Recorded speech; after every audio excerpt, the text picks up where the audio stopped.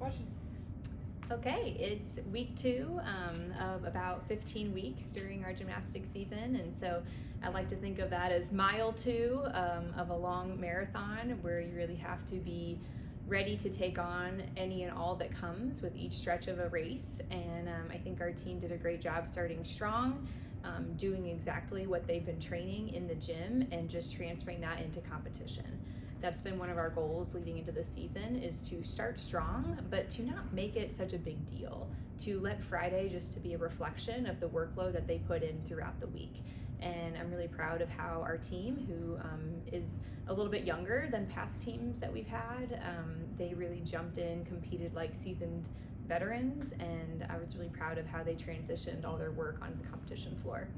As we look ahead to Kentucky, we want to keep that mindset of starting strong, handling the noise, as our first away trip presents a few additional opportunities to be distracted, but I know that this team is working hard to put that behind them and stay focused on the things that matter. Ren said she got emotional watching, some of the girls make their debut. What was it like for you as a coach getting to watch your freshmen, start their college careers? It's hard to put into words the feeling that goes into competing in Coleman Coliseum for the first time. I remember as an athlete seeing the lights, seeing the crowd, just feeling the joy that's all wrapped up in that moment. It really is surreal. Now, at the same time, again, you want to balance that with, it's just another moment. It's a series of little moments strung together to create a really rewarding outcome. And so it was really exciting to see the underclassmen, the returners who haven't competed yet, get out there for the first time, do a great job, and really feel the joy of the team, celebrate every single person as if it was them competing up there. With this being a younger team, why do you think, because a lot of times in first meets, you're kind of ramping up still at the competition level and y'all started so well. What do you think it was about this team that y'all were actually able to come in and have such a strong first meet? I will say a big part of that is a testament to our coaching staff and our team and how they have bought into the process. We have been talking about this since June, July, August, Zoom calls with our freshmen, team retreat conversations, talking about, let's start with the end in mind. What do we want to look like, compete like in April? And now let's backtrack to what's our game plan. And we've really brought them into that from the start. We have an amazing coaching staff who is so dialed in to thinking about any and all scenarios that we want to be prepared for. And so I think what they did on Friday was really just a reflection of them preparing for any and all scenarios. Now, that's not to say there's not going to be a hiccup along the way, but I truly do believe this team is ready to step into a lot of uncertainty, a lot of unfamiliar, and learn how to use their tools to still operate at a really high level. And oh goodness, sorry. Mm-hmm. Heading into this first road trip, what are some challenges, that come up with it? I think the second meet is always tough because, you got the first meet where there's no expectation. It's just like start, right? You start where you start. There's no score attached to it. There's no, now I need to just keep building.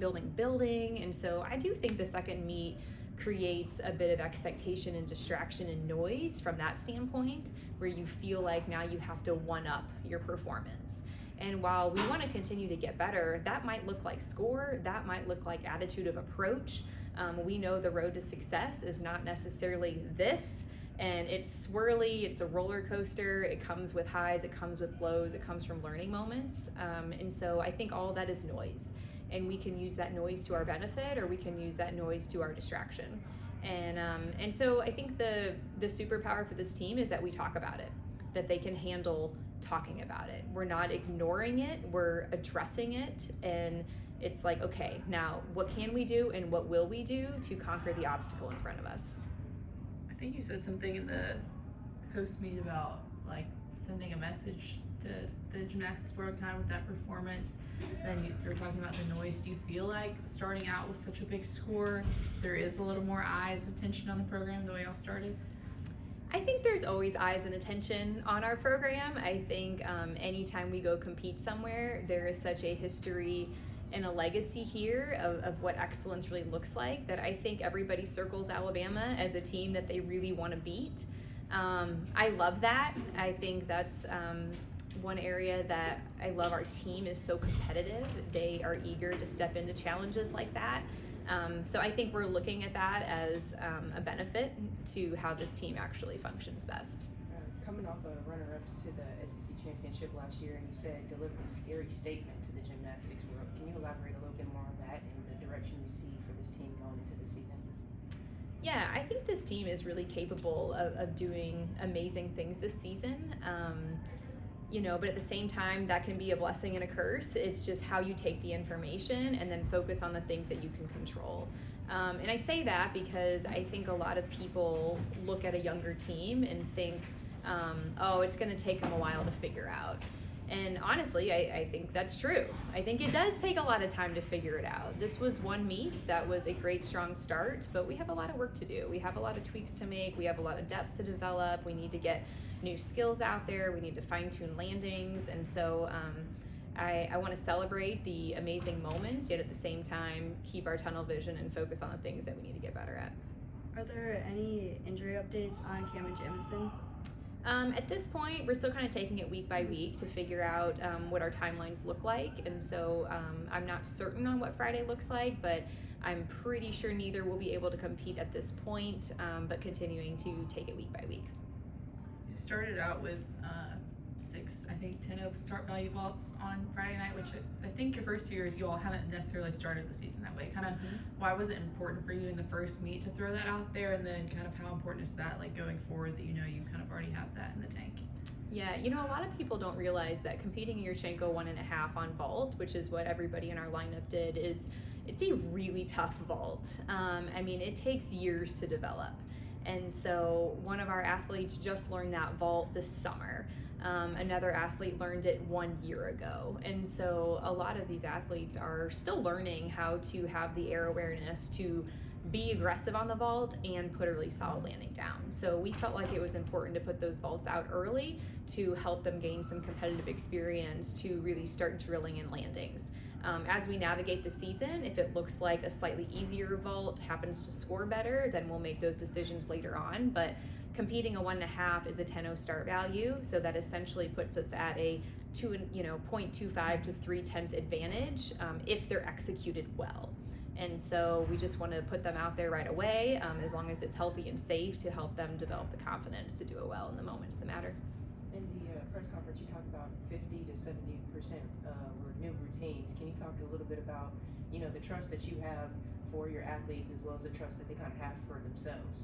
Yeah, we had a lot of new routines out there for the first time, and that was from both our freshman squad and also our returners, people like Karis German, who really stepped up in a bigger capacity, Gabby Ladany, Corinne, of course, Rachel on floor. We had a lot of newcomers to the mix that were competing different routines for the first time. And I think what was so cool was that a lot of them acknowledged that they were really nervous. And they acknowledged it, but then worked through it. And again, I just want to highlight that's something this team has worked really hard on and has done a great job of acknowledging the reality of where am I at right now and what do I need to do to get to the place where I'm going to be my best. And I think having that level of trust from athlete coach and how we work through their system is what's helped them improve in college. We want to be a program where you don't just come here and you stay where you were when you were recruited. We want our athletes to get better. And so I think seeing sophomores, juniors, seniors making their debuts in the lineup is truly a testament to them buying into a process, working really hard, and getting better as they get older. So I'm really proud of that. You have time for a couple more? Ryan and Peyton, you said they're from the same gym. Mm-hmm. What's it like getting to watch them, going from being, prep teammates kind of now to college? I think it's a huge advantage that Ryan and Pei came from the same club gym. A lot of times when you bring in a bigger class, it takes a long time to get to know each other. And so it's been really neat to see Ryan and Pei already have that dynamic. They already know how each other operates. They know what they need. They know when they're having a good day and a bad day. And so having that closeness in their connection has really transferred throughout the entire freshman squad. Anything else? All right, thanks, Coach.